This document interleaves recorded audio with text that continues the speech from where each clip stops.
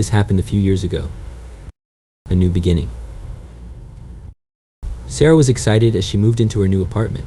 It was in an old building, built over 100 years ago, with beautiful tall windows and wooden floors that creaked when she walked. The place felt cozy, yet there was something odd about it. Her neighbors were friendly but seemed cautious when talking about the building. One old man on the first floor warned her, "This place has a way of holding on to its past." Sarah thought he was just being dramatic. Strange things start happening. The first few days were peaceful. Sarah unpacked her boxes and started to make the place her own. But then, little things began to happen. One morning, she found her favorite mug on the kitchen counter, even though she remembered putting it in the cupboard. Maybe I forgot, she thought. At night, she sometimes heard soft tapping noises, like someone was walking behind the walls. She laughed it off, telling herself old buildings make weird sounds. But the strange feeling didn't go away. There were cold spots in the apartment, even when the windows were closed. Once she felt a breeze pass by, as though someone had walked right past her. Meeting the neighbors. Hoping to learn more about the building, Sarah decided to talk to her neighbors. Mrs. Jenkins, the elderly lady across the hall, was kind but nervous.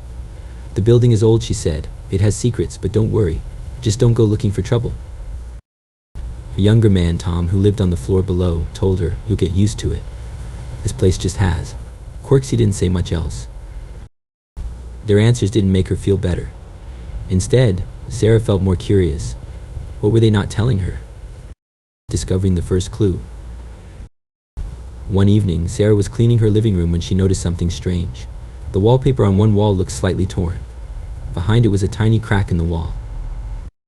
She leaned closer and felt a faint draft coming through. Maybe there's a hidden space back there, she thought. The next day, she bought a flashlight and decided to investigate. She peeled back the loose wallpaper and found a small opening. When she shone the light inside, she saw a narrow passage. Her heart raced. Could this be part of the building's history, or something more? The hidden tenant. One night, the noises behind the walls became louder.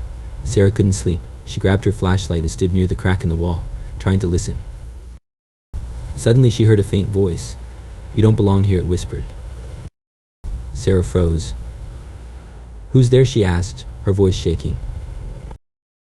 There was no answer, but the whispering continued. It sounded close, almost like someone was right behind the wall. She decided to call Tom for help. When he came upstairs, she showed him the crack. Tom's face turned pale. "You should leave it alone," he said. But Sarah couldn't. She needed to know the truth. Inside the walls. The next day, Sarah removed more of the wallpaper, revealing a hidden door. It was small and old, with a rusty handle. She hesitated but finally opened it. Behind the door was a dark, narrow space. The air was cold and smelled musty. She crawled inside with her flashlight, her heart pounding. As she moved deeper into the passage, she found an old, makeshift room. There was a worn mattress, empty food cans, and piles of newspapers. It looked like someone had been living there. Then she heard footsteps behind her. The hermit. Sarah turned around and saw a figure standing in the shadows. It was a thin, older man with wild hair and tired eyes. He looked startled to see her. "Who are you?" Sarah asked, trying to sound brave. "This is my home," the man said. His voice was rough, but there was a sadness in it. "You're the one intruding." Sarah realized he had been living in the walls for years. "Why are you here?" she asked. He explained that he had once been a tenant in the building but refused to leave when it was renovated. "They tried to force me out, but I stayed. This place is mine," he said firmly. A difficult decision. Sarah didn't know what to do. The man seemed harmless, but his presence made her uneasy. She didn't want to call the police and risk hurting him, but she couldn't ignore what she had discovered. She decided to talk to Mrs. Jenkins again. The old woman sighed when Sarah told her. "We all know about him," she admitted. "He doesn't bother anyone, so we let him be. But you mustn't disturb him. He gets upset." Sarah felt torn. Was it right to let him stay hidden, or should she tell someone? Confrontation. One evening, Sarah heard loud banging coming from the walls. She called out, "What's going on?" The man's voice echoed back, angry and desperate. "You're trying to take my home." "I'm not," Sarah said. "I just want to understand." The banging stopped. and there was silence.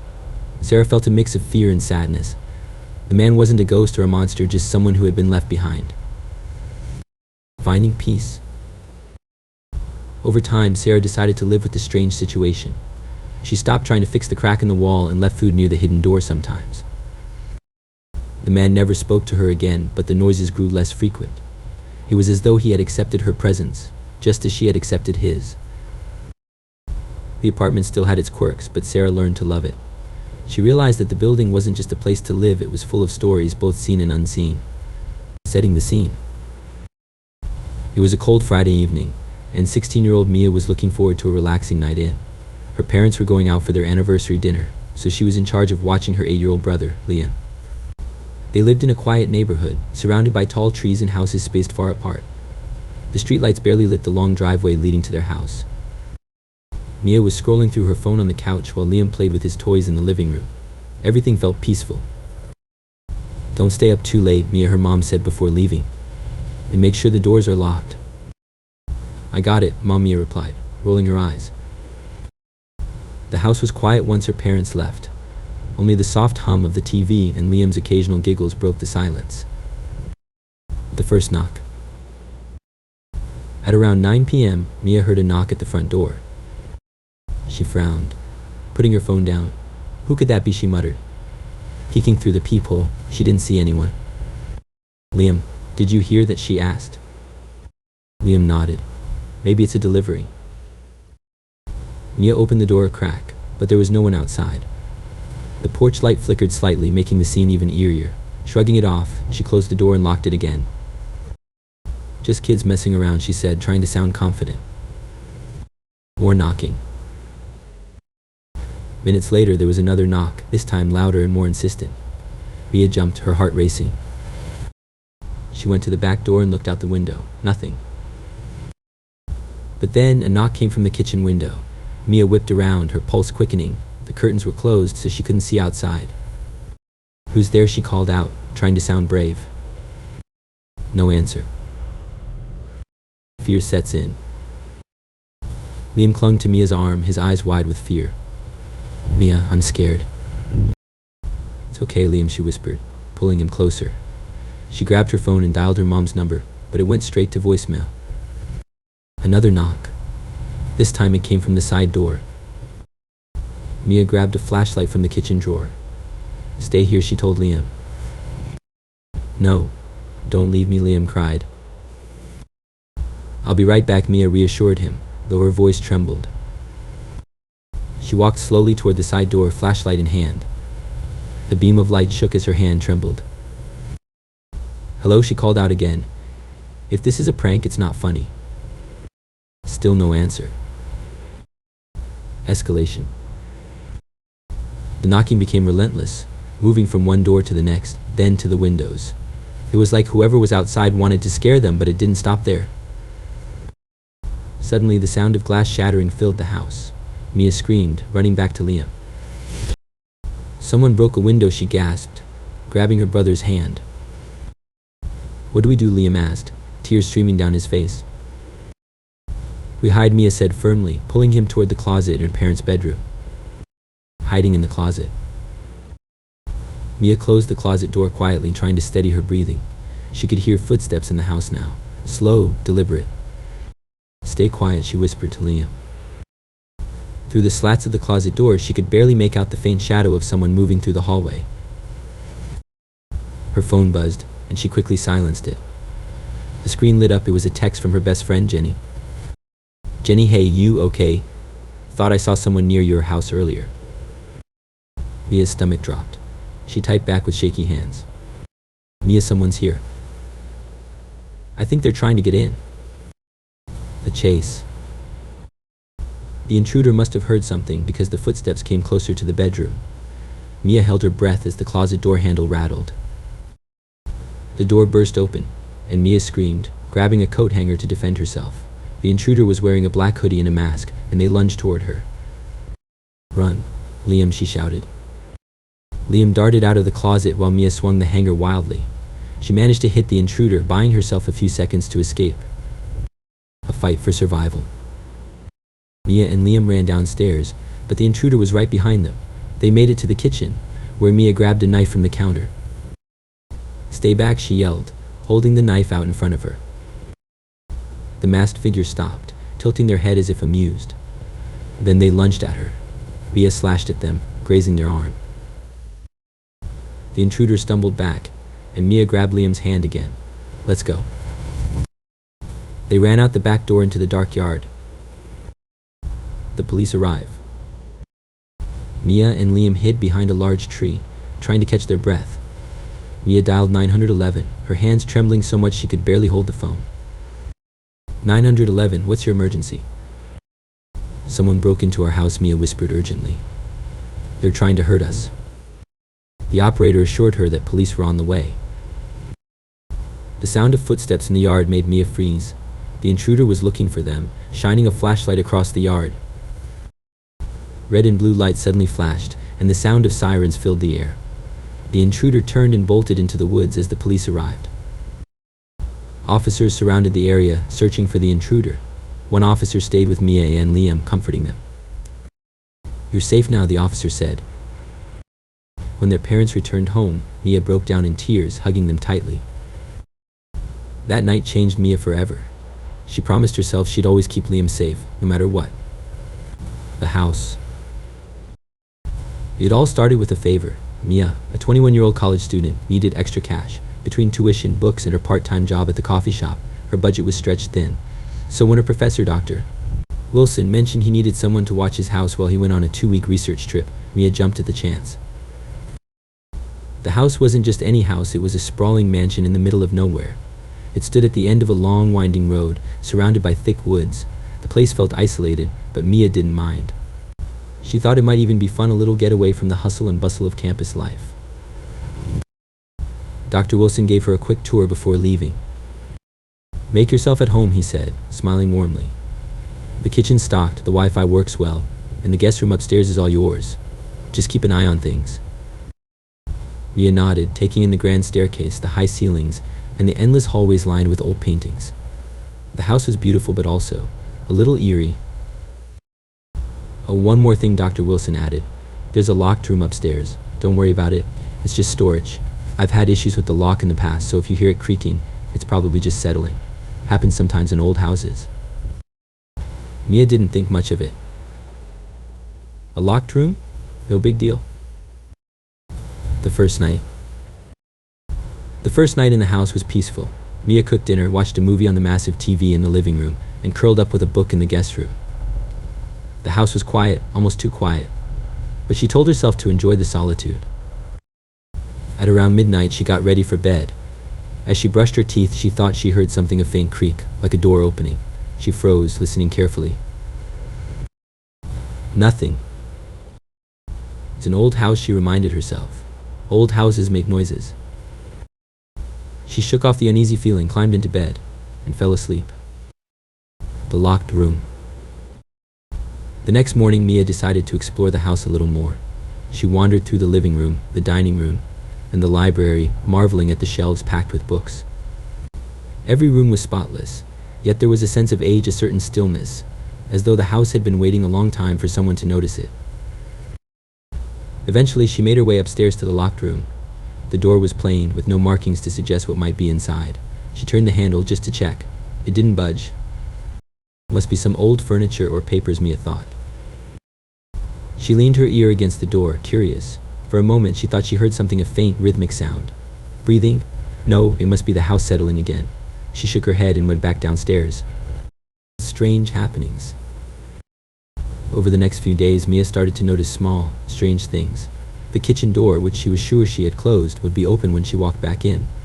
Lights flickered occasionally, though she blamed the wiring. And then there was the locked room. At night, she swore she heard the door creak. She would check the next morning, but it was always closed. One night, as she lay in bed scrolling through her phone, she heard it again, a soft creak, followed by what sounded like footsteps. Mia's heart raced. Don't freak out, she whispered to herself. Maybe a window's open somewhere. She got up, grabbed the flashlight she had brought with her, and tiptoed into the hallway. The air felt colder out there. She moved quietly toward the locked room. The door was slightly ajar.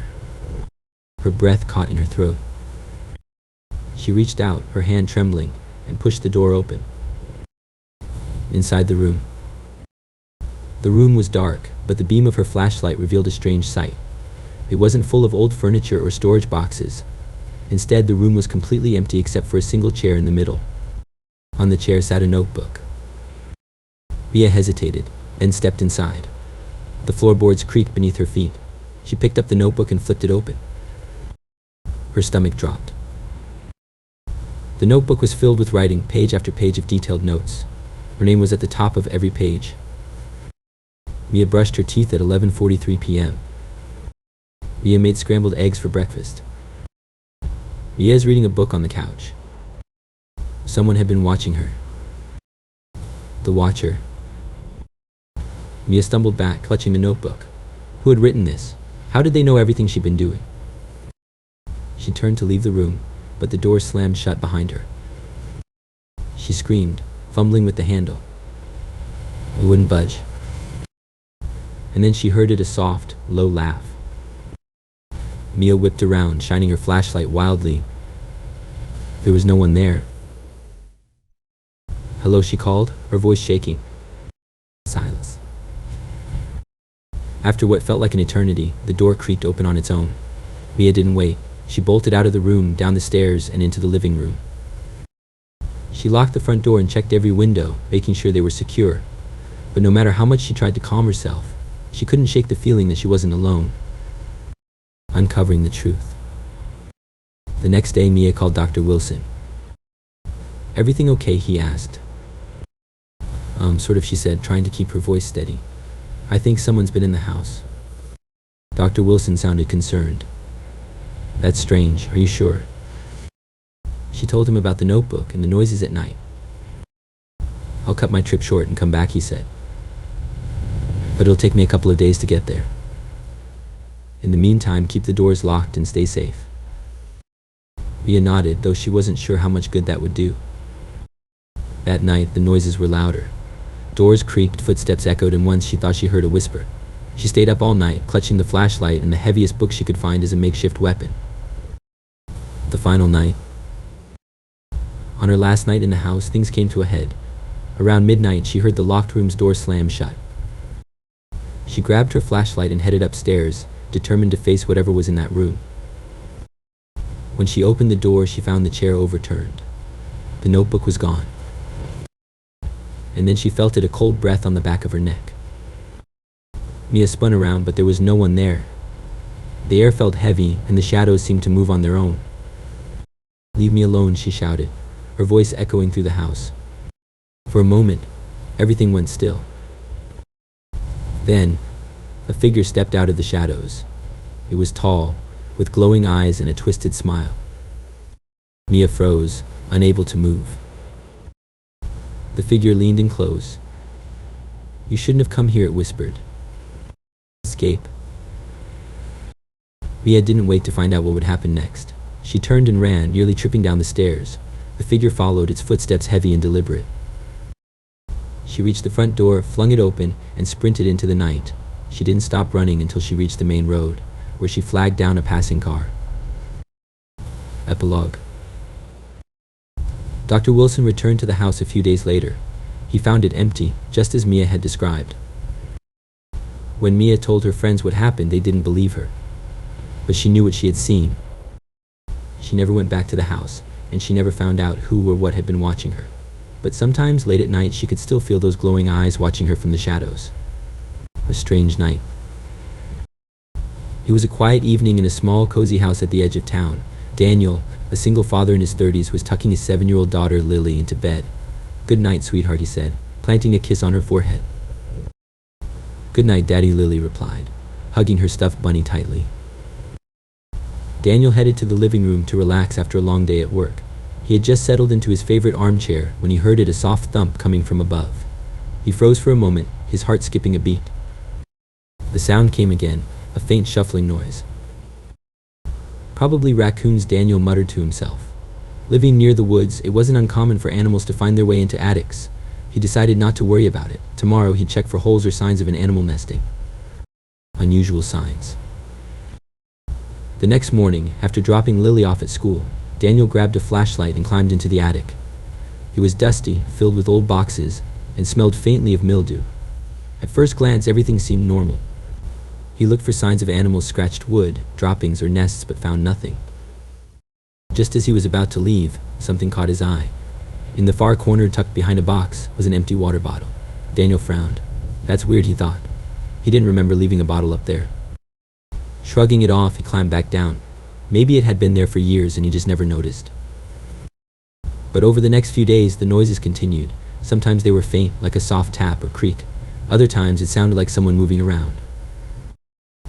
Lily's observations. Daddy, do you ever hear noises at night? Lily asked one morning over breakfast.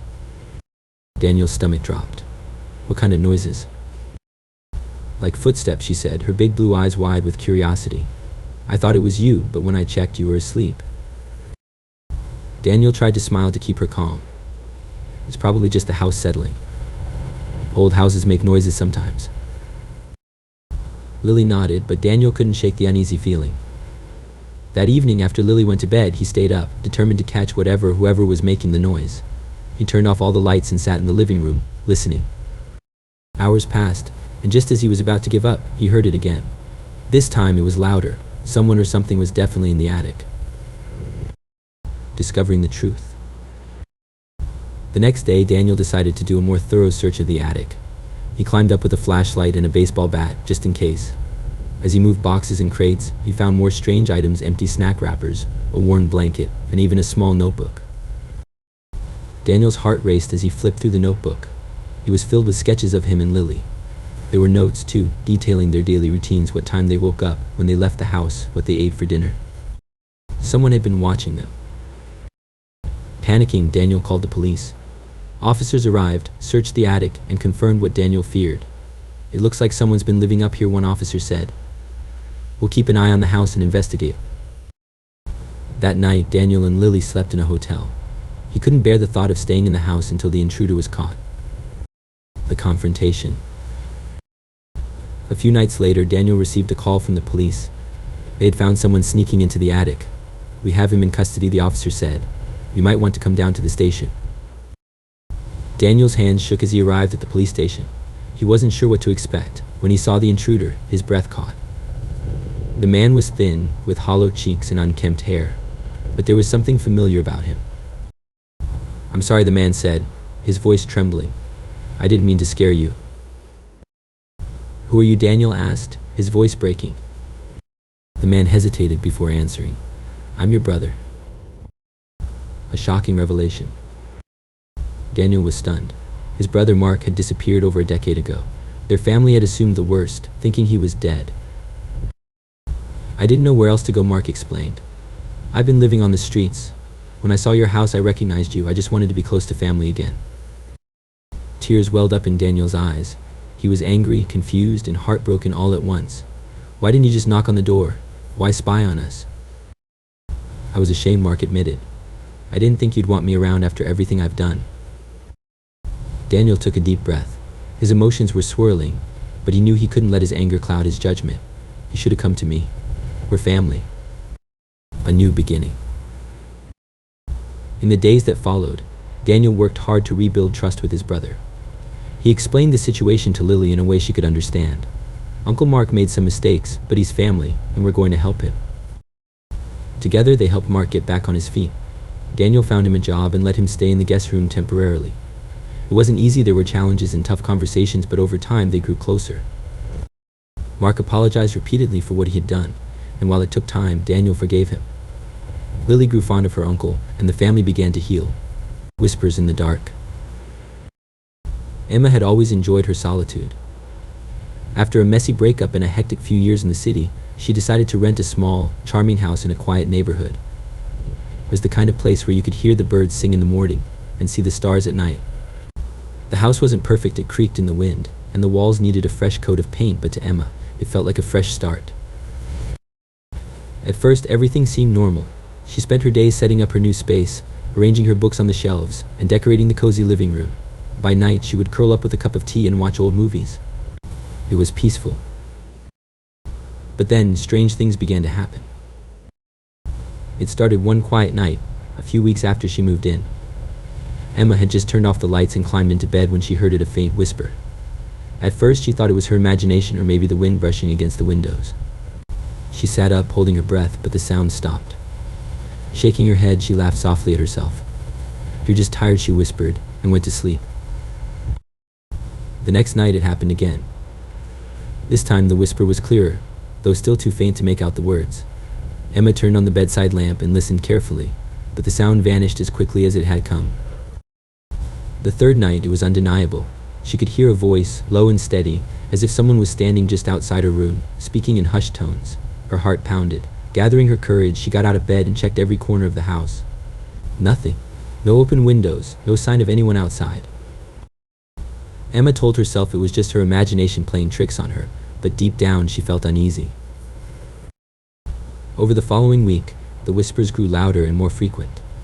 They weren't just at night anymore. Sometimes while she was cooking dinner or folding laundry, she'd catch the faint sound of someone murmuring nearby.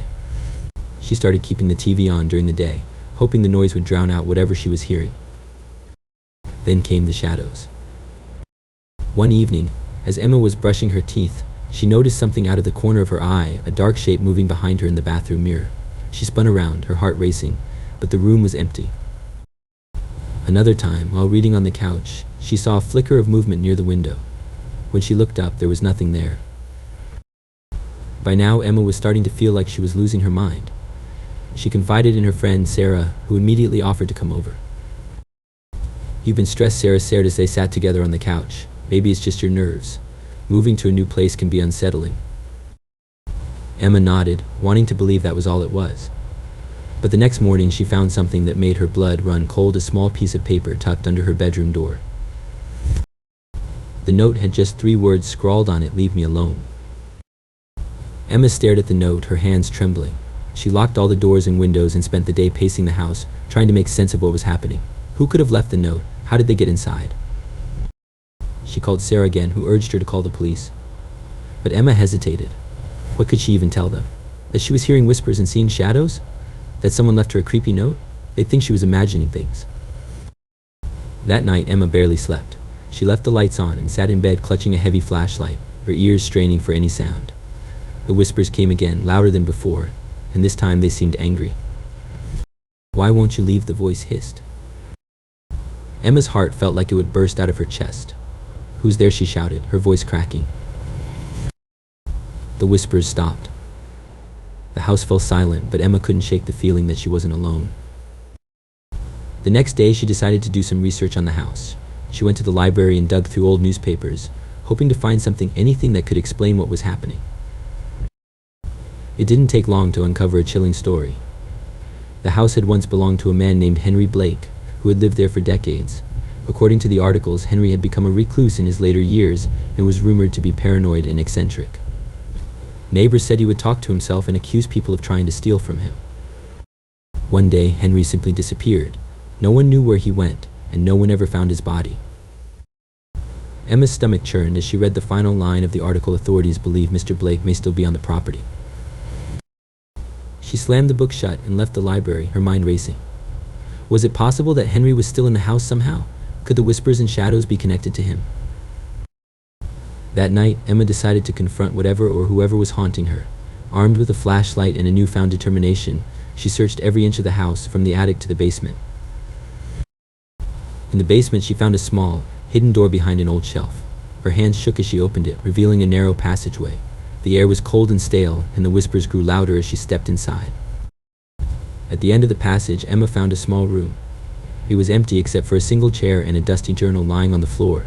She picked up the journal and flipped through its pages, which were filled with ramblings about betrayal, loneliness, and a desperate desire to be left alone. As she read, the whispers surrounded her, rising to a deafening roar. "Get out!" the voice screamed, echoing through the room.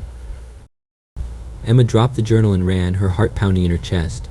She didn't stop until she was back in her bedroom, locking the door behind her. The next morning, Emma made a decision. She couldn't stay in the house any longer. Whatever was haunting it, whether it was Henry Blake or something else, wasn't going to let her live in peace.